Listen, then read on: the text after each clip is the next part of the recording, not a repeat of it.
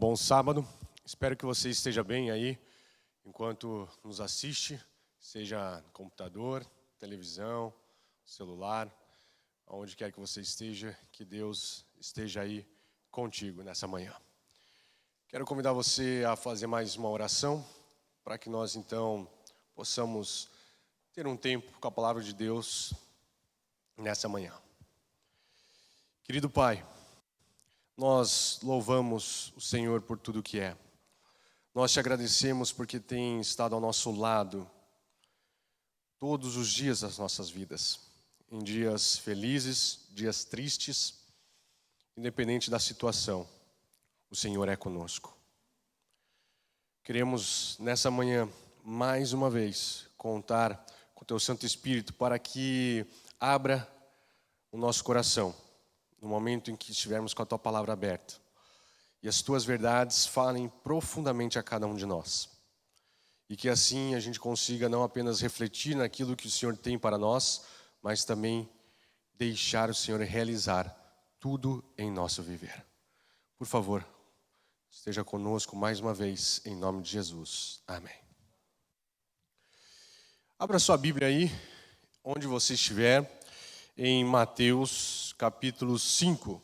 Nós vamos passar ali o Sermão do Monte. Na verdade, parte do Sermão do Monte. Nós não vamos ter todo ele comentado, todo ele aqui discutido por nós, mas teremos condições de passar então o começo desse sermão. É uma fala muito importante, Mateus 5, onde Cristo vai comentar como é que funcionaria o seu ministério, tá certo? Você, uns capítulos antes, você vai ver ali o batismo de Jesus, tentação dele ali no deserto, depois ele volta para a Galileia. E então ele começa o ministério e pregação. O seu ministério, ele continua ali agora na região, mas de maneira pública. Ele vai então pregar. Nós vamos ver ali Jesus com os seus discípulos e também com uma multidão chegando até ele. Você vai ver que em situações assim, o povo estava presente. E essa é uma delas. Então você vê ali Mateus 5, Cristo vai explicar como funciona o seu ministério. Você precisa lembrar que o ministério esperado do Messias era o ministério militar. Algo que conseguisse vencer aqueles que estavam subjugando o povo de Deus. Para que então o povo de Deus pudesse subjugá-los. O povo de Deus ali estava cansado de apanhar e queria então, com o Messias, virar o jogo, como se diz, não é mesmo? Então, Cristo vai falar que não era bem assim, não era do jeito que eles estavam esperando. Não era assim porque, e ele vai explicar esse porquê. Mas o interessante, o capítulo 5 ele começa um pouquinho antes, no final do capítulo 4. Porque você vai ver que há uma grande multidão em Mateus capítulo 5. Mas que multidão é essa? De onde vem? De onde surgiram esses? E a gente entende um pouquinho no capítulo 4, nos últimos versos. E eu quero convidar você então a ler Mateus 4, verso 23 a 25. Percorria Jesus toda a Galileia, ensinando nas sinagogas, pregando o evangelho do reino e curando toda sorte de doenças e enfermidades entre o povo. Estava pregando, estava curando. Assim era o ministério de Cristo. E sua fama correu por toda a Síria. Lembre, a Síria, ali da região onde Jesus estava, era mais ou menos 150 quilômetros de distância. E naquela época, sem os veículos que nós temos hoje, é muito mais difícil de chegar. E aí, então, você tem a sua fama percorreu toda a Síria, essa mensagem no verso 24, que continua. Trouxeram-lhe, então, todos os doentes, acometidos de várias enfermidades e tormentos. Notem aqui, chegaram endemoniados, pessoas com possessão demoníaca, estavam endemoniados. Você tinha lunáticos, pessoas com problemas mentais. Você tinha paralíticos, pessoas com deficiências físicas. Você tinha 3 situações: problemas espirituais, mentais e físicos. E Jesus atendendo essas 3 instâncias. Jesus atendendo esses 3 momentos, curando. E continua, né? Porque diz aqui, e ele os curou, independente da doença, ele o curava. E da Galiléia, Decápolis, Jerusalém, Judéia e da além do Jordão, numerosas multidões o seguiam. Veja, além de todas essas regiões citadas aqui, você tem da além do Jordão, que pode incluir ali, quem sabe, Pérea, Idumeia, Nabateia e assim por diante. A região ali juntava muita gente de fora, porque Cristo estava passando por ali, ensinando, curando, porque onde Cristo chega, realmente Ele vai chamar a atenção, vai ser o centro e vai começar a mudar as coisas. E aí então nós temos o Sermão do Monte, as bem-aventuranças. E aqui nós temos o que os estudiosos chamam de Sinai do Novo Testamento. Sabe por quê? Porque o Sinai do Antigo Testamento foi onde Deus deu as leis. E agora Cristo vai também exemplificar como funciona o seu ministério. Sabe isso que vocês receberam? Como é que vocês vivem agora? É isso que Cristo vai colocar para o povo. Cristo vai dizer como vai funcionar. E esse é o discurso inaugural do reino da graça. A Bíblia comenta de 2 reinos, que na verdade é um reino só, até porque o Senhor é o Senhor, tanto de um quanto de outro. Mas de maneira didática, está separado entre reino da graça e reino da glória. Nós entendemos que o reino da graça, você, por exemplo, uma citação em Colossenses 1,13, você tem ele como Romanos também ali, capítulo 5, em que onde vem o pecado, nós temos a graça. Onde existe o pecado, nós temos a graça. E a graça é mais do que uma palavra. Que a palavra significa um favor imerecido, um favor que você, um favor que eu, um favor que nós não merecemos. E esse favor, a morte de Jesus Cristo na cruz. Por isso, na Bíblia, graça é mais do que uma palavra. É uma pessoa, é Jesus Cristo. E o reino é dele. O reino da graça é quando ele alcança você. Na verdade, quando você permite ser alcançado por ele. Ele trabalha para alcançar todos os seus queridos. E quando você permite, então você começa a fazer parte do reino da graça. Aqueles que vieram antes de Cristo, também na promessa da sua vinda, viveram também a graça. Então, você tem o reino da glória. Apocalipse 12, Salmo 145, Daniel 4, vão relatando essa glória, tá certo? E você lembra, por exemplo, Marcos, anotei aqui, Marcos 13, 26, quando o Filho do Homem vem nas nuvens com grande poder e glória. Sabe, quando você tem Cristo voltando como Senhor dos senhores, Rei dos reis, esse é o reino da glória. Mas para que a gente desfrute, para que eu e você sejamos participantes do reino da glória, precisamos estar vivendo o reino da graça. Então, Cristo vai fazer esse discurso inaugural. Como é que funciona? Entendam isso aqui e vamos viver isso aqui. É isso que Jesus vai dizer, tá certo? E depois disso tudo colocado aqui, Jesus então vai ter essa parte, esse momento em Mateus 5. Em Mateus 5 começa, vendo Jesus as multidões. Que multidões eram essas? Nós vimos, eram essas multidões que vinham de outras regiões até, muito distante. Subiu ao monte e, como se assentasse, aproximaram-se os seus discípulos. Naquela época, os professores, os mestres, eles se assentavam. E no momento em que se assentavam, eles então davam o seguinte recado: prestem atenção, porque agora a conversa ficou ainda mais séria. Porque agora eu vou colocar aqui algumas explicações daquilo que Deus deu para nós como princípios. Os valores que nós temos, nós vamos viver em conformidade com o Senhor. Como? Agora eu vou explicar. Essa era a mensagem. E os discípulos já chegaram perto, estavam ali juntos. E as multidões também. Então, começam os 2 versos que nós vamos ver nessa manhã de maneira mais especial ainda. Ele passou a ensiná-los dizendo, verso 3, bem-aventurados, felizes, felizardos, os humildes de espírito, porque deles é o reino dos céus. Olha aí, o reino de novo, o reino dos céus. Não é o reino dos homens, onde quem tem mais dinheiro manda, quem tem mais influência pode mais. Não é isso. O reino dos céus é um reino que tem a lógica de Jesus. E aqui ele vai colocando essa lógica em todas as bem-aventuranças, em todas as alegrias que nós, ao aceitarmos Ele como Senhor e Salvador, temos. E então, ele diz, felizes os humildes de espírito, porque deles é o reino dos céus. Note, ele podia ter começado com qualquer outra bem-aventurança, com qualquer outra felicidade, mas ele decidiu começar com essa. Primeiro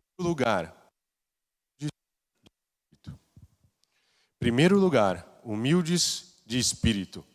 Nós temos aqui um entendimento muito maior, porque essa humildade aqui não é uma humildade financeira, não é a pessoa, porque algumas traduções vão dizer pobres, mas é um pobre de espírito.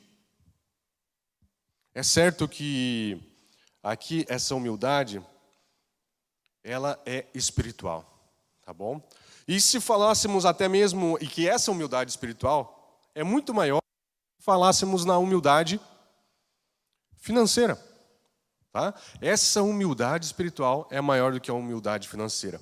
Até porque, se você for lá, por exemplo, para Ageu 2:8, você vai encontrar que a prata e o ouro pertencem ao Senhor dos exércitos. É de Deus. É de Deus.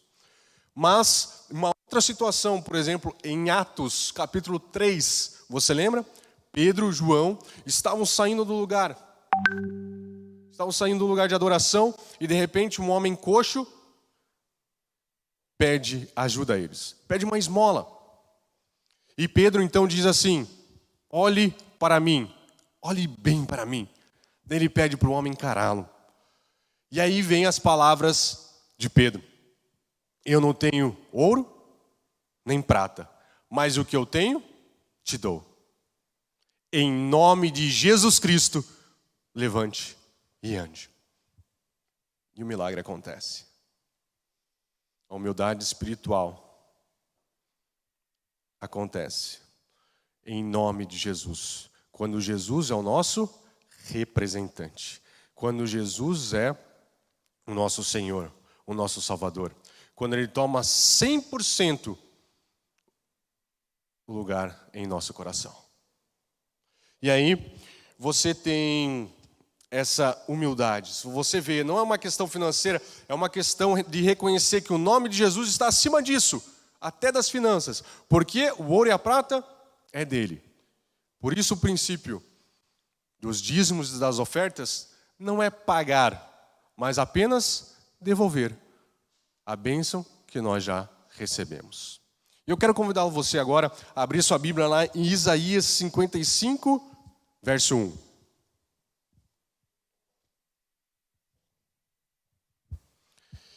Em Isaías, capítulo 55, verso 1, nós vamos entender um pouquinho mais essa questão de humildade, de dependência do Senhor. Porque ser humilde de espírito é reconhecer que você precisa, não de você, mas que você precisa 100% de Jesus Cristo. Que sem o sacrifício dele, você e eu, nós não somos nada. Nós não temos condições de resolver o problema do pecado pelas nossas forças. E olha só, Isaías 55, verso 1. A todos vós, os que tendes sede, vinde às águas. E vós, os que não têm dinheiro, vinde, comprai e comei.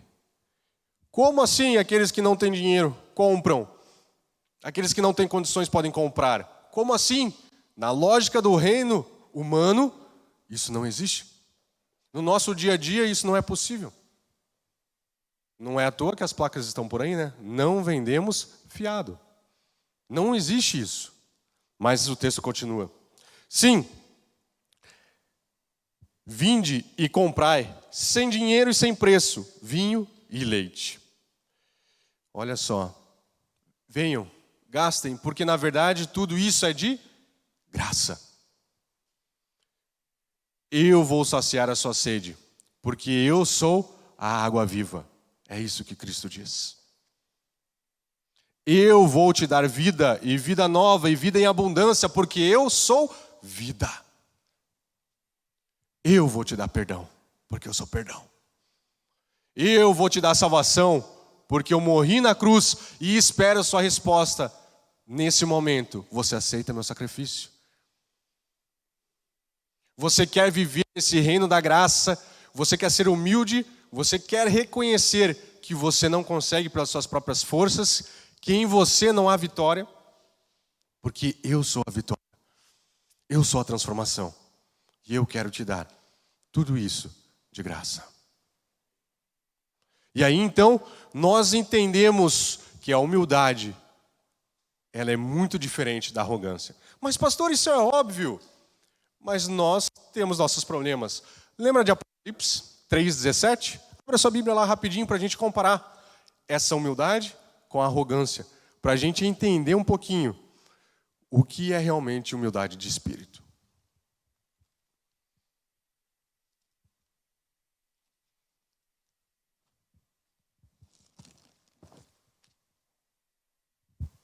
Aqui em Apocalipse 3,17 diz assim: estou rico e abastado, e não preciso de coisa alguma, e nem sabes que tu és infeliz, sim, miserável, pobre, cego e nu.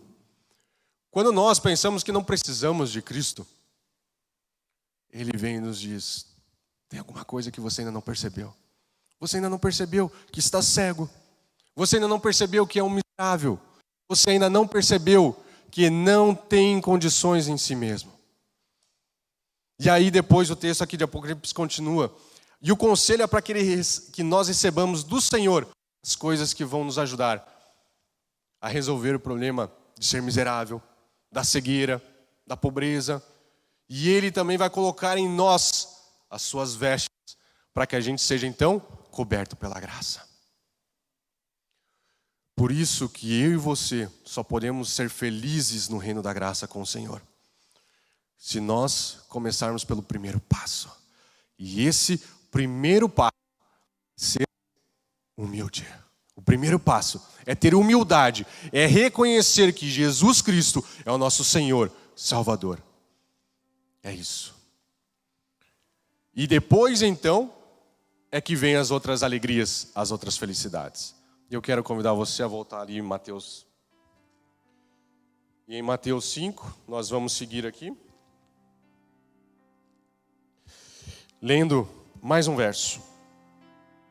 Mateus 5 aqui, continua dizendo, verso 4, bem-aventurados que choram, porque serão consolados. Bem-aventurados os que choram, porque serão consolados.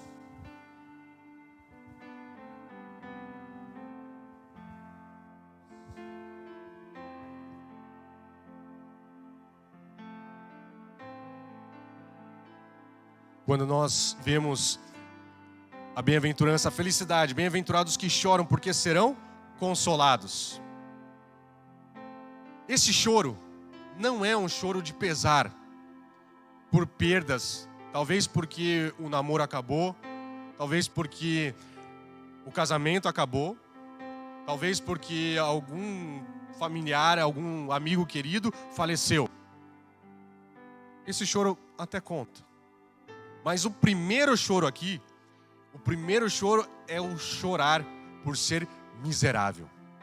Lembra a primeira alegria? Você reconhece, você precisa reconhecer que você depende de Cristo Jesus. E então, você se torna um humilde de espírito, apto para estar no reino dos céus, ao lado daquele que coordena, daquele que reina sobre o reino. E então você reconhece que é miserável.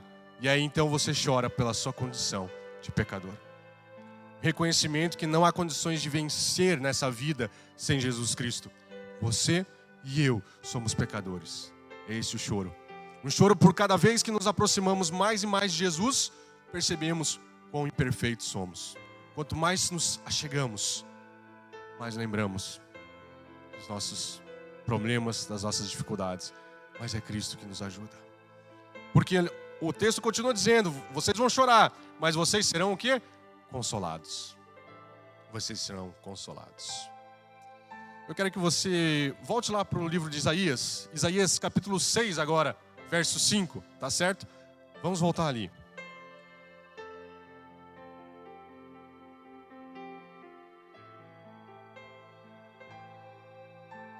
Em Isaías 6, verso 5, aqui está o reconhecimento de alguém que estava sofrendo pela sua condição de pecador. Assim como eu e você sofremos, porque não há condições em nós mesmos de resolver alguma coisa. Isaías 6,5 diz assim: então disse eu, ai de mim, estou perdido, porque sou homem de lábios impuros, habito no meio de um povo de impuros lábios, e os meus olhos viram o Rei, o Senhor dos Exércitos. Ele estava sofrendo, porque era um pecador. Mas então, vem um anjo e resolve a situação.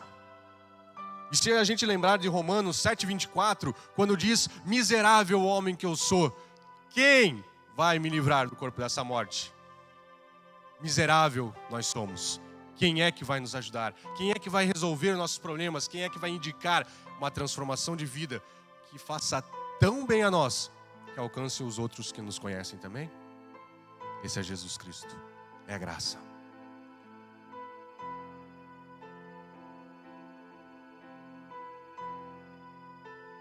Quando nos deparamos ali em Mateus 5, com o consolo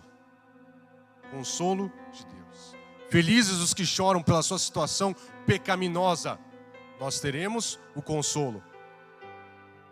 Talvez você esteja aí falando, pastor, você não sabe o que você está falando. Você não imagina a minha dor. O Senhor aí não perdeu o que eu perdi. Eu realmente não sei.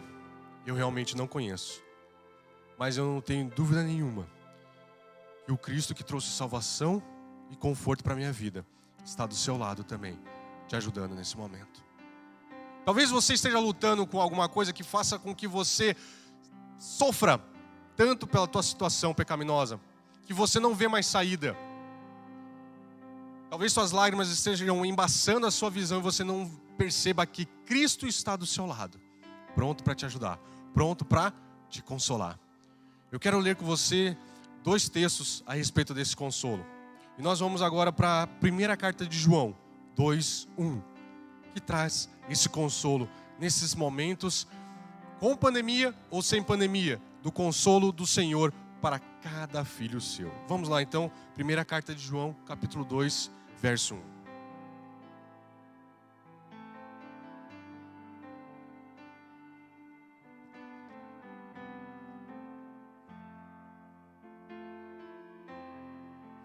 Aqui está, primeira carta de João 2:1. Filhinhos meus, estas coisas vos escrevo, para que não pequeis. Se todavia alguém pecar, temos advogado junto ao Pai, Jesus Cristo, o justo.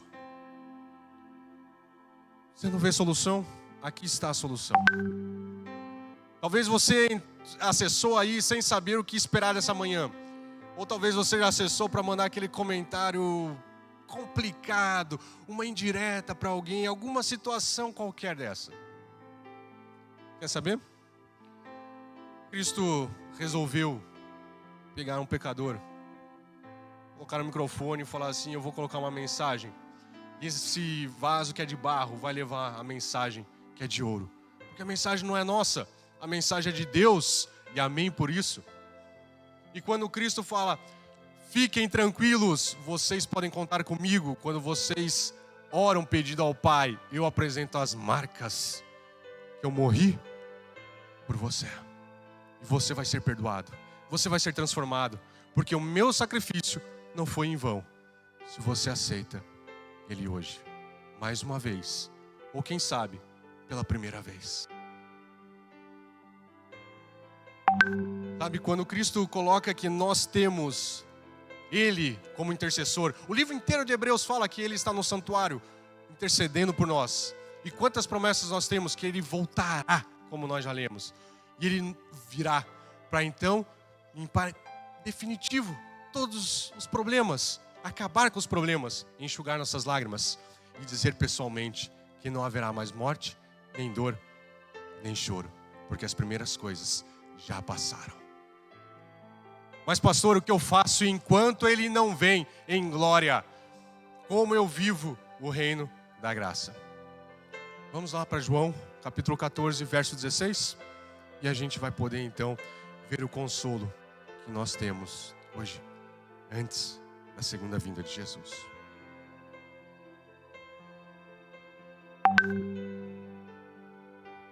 Aqui em João 14, 16, são as palavras do próprio Cristo dizendo: eu rogarei ao Pai, e Ele vos dará outro.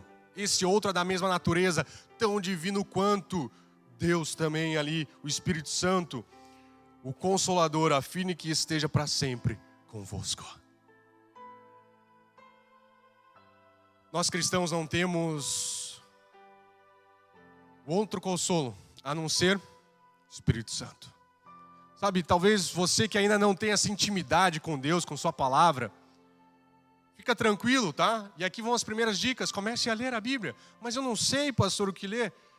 Abre ali. Quem sabe nos Evangelhos, no Novo Testamento, sabe, na história do ministério de Jesus. Comece por Mateus 5 e termine o texto que estamos vendo hoje. E vou te dar outra dica. Números grandes, capítulos. Números pequenos, versículos. Tá? Veja isso, leia. E eu tenho certeza que o Espírito Santo há de trazer o consolo na tua vida. Talvez você esteja pensando assim, mas eu estou frio, eu estou tão gelado, eu estou congelado espiritualmente. E não vejo mais condições de Deus agir. Do Espírito Santo trazer esse fogo espiritual novamente. É nesses momentos, sabe? São nesses momentos que Deus age. E onde não há mais condições humanas quando nós nos deparamos com os problemas, aí vem a intervenção divina. Se você chora pela sua condição de pecador, ao consolo, porque o Espírito Santo permanece contigo, para que haja transformação, para que haja restauração na sua vida, no seu lar e também naqueles que vão conhecer a sua história por meio de tantos testemunhos. Vamos voltar ali para Mateus, para nós lermos pela última vez esses dois textos juntos, tá certo? E nós então terminarmos aqui com um apelo. Porque como pastor, eu não posso deixar de fazer um apelo para que você nesse momento tome a sua decisão, assim como eu também. Mateus 5, então Jesus diz: felizes os humildes de espírito, porque deles é o reino dos céus. Bem-aventurados que choram, porque serão consolados. Queridos, a felicidade, o que Cristo nos dá, Ele nos dá. Sabe, o reino é dele e Ele decide como dar, para quem dar. Ele decidiu dar para todos. Basta buscar de todo o coração. Lembra da passagem? Se o meu povo se chama pelo meu nome, sabe, se buscar de todo o coração, o que vai acontecer? Hão de me encontrar. Hão de me encontrar. Antes da nossa ideia de correr até Jesus, Ele já nos esperava de braços abertos. O Rei do reino da glória, o Rei do reino da graça, deseja que você viva essa graça maravilhosa. Ele decide que você pode sim ser influência também na vida dos outros. Buscar esse reino. Buscar viver na certeza de que podemos ser participantes do reino da graça. Nós temos essa certeza da confiança em Cristo Jesus. Felizes os que são humildes, felizes os que reconhecem que precisam de Jesus Cristo. Felizes os que choram por reconhecer que são miseráveis, que são pobres, que são cegos espirituais e precisam da intercessão de Jesus Cristo. Jesus, o Rei da glória, o Rei da graça, a própria graça, ele decidiu entregar, sem cobrar nada, a certeza da salvação nele. E aí então, nós temos que fazer a nossa escolha. Nós precisamos escolher o que fazer com isso que foi nos dado. Com esse favor imerecido, o que foi dado para nós.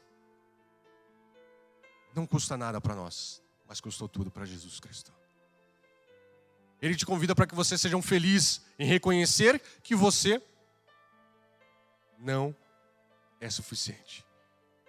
E Ele prometeu que ao você reconhecer que depende dEle, você é participante do reino da graça. Que você vai desfrutar de perdão e de restauração. Que você vai testemunhar disso e vai ajudar outros também. E que você também, ao chorar pela sua situação de miserável, você também vai ter condições de ser consolado. Na certeza da segunda volta de Cristo Jesus, quando tudo de mal vai acabar. Mas enquanto isso não vem, na certeza que o Espírito Santo é contigo também. Para refazer o que precisa ser refeito. Para tirar aquilo que precisa ser tirado da nossa vida. E para colocar aquilo que precisa ser colocado na nossa vida. Mas a gente precisa buscar. E que eu e você buscamos então de todo o coração.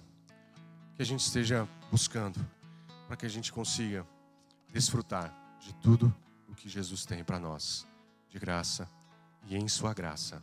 Amém.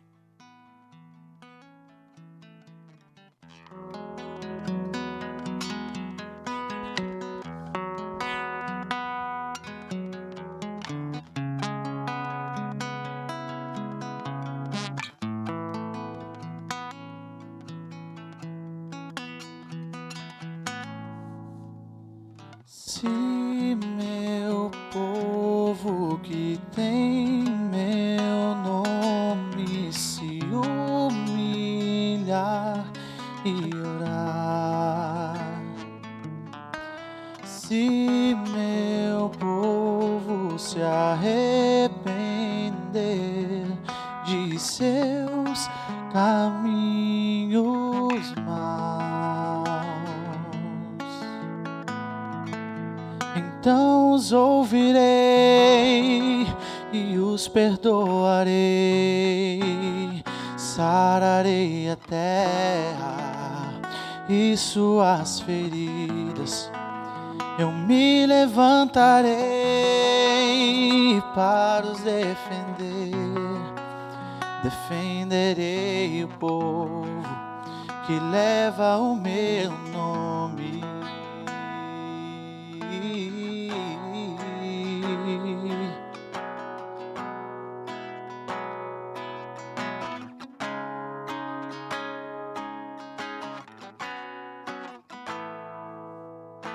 Se buscares a minha face ao invés das minhas mãos, se orarem uns pelos outros e não por coisas vãs, então os ouvirei e os perdoarei, sararei a terra e suas feridas. Eu me levantarei para os defender, defenderei o povo que leva o meu nome.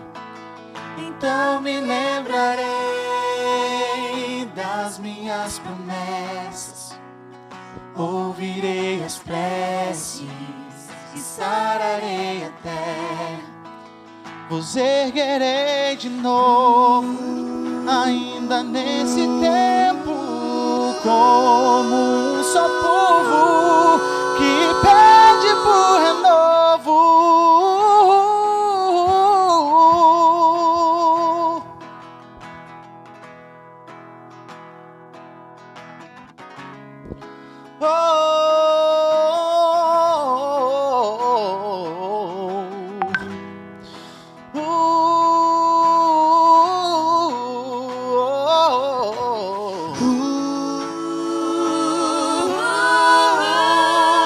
Então os ouvirei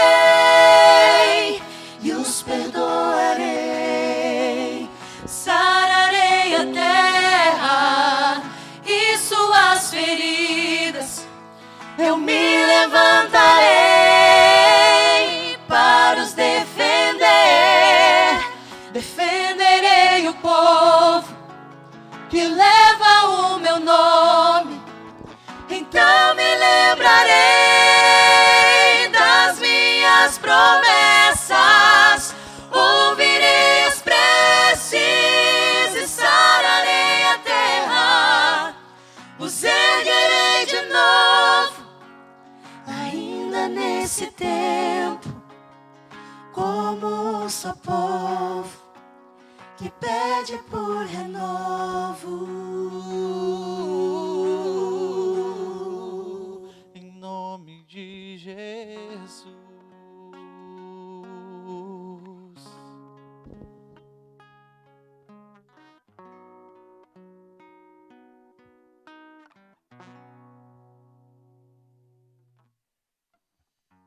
Senhor, nós não queremos outra coisa a não ser reconhecer e ser felizes por isso, que somos humildes de espírito, que dependemos 100% de Ti e que assim poderemos desfrutar o Teu reino, Pai.